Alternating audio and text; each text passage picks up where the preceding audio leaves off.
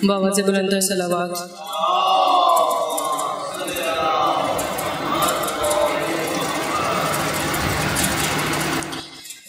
ए बादे सबा जाके ये अम्मू को बताना, प्यासी है सकीना। ए बादे सबा जाके ये अम्मू को बताना, प्यासी है सकीना। याद आए सकीना तो चचा लौट के आना,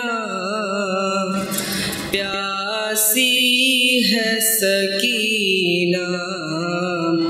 इस छोटे से सिन में ये सितम मैंने उठाए, अल्लाह किसी को न यतीम ऐसा बनाए। खुद अपने लहू में कोई बच्ची न नहाए, मैं तुमको बुलाती रही तुम भी तो न आए। मैं बन गई बादस्र लाइनों का निशाना, प्यासी है सकीना।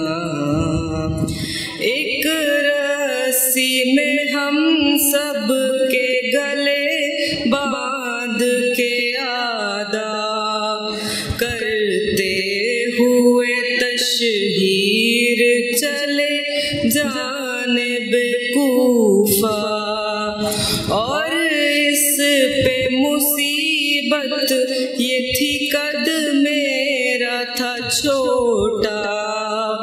जब उठती थी फुफियाँ तो गला खींचता था मेरा, गर्दन का मेरी जख्म चचा देखने आना, प्यासी है सकीना। पानी की तलब मुझको खिलाती रही ठोकर, कहता था लाई दूंगा मैं फौजों को पिलाकर।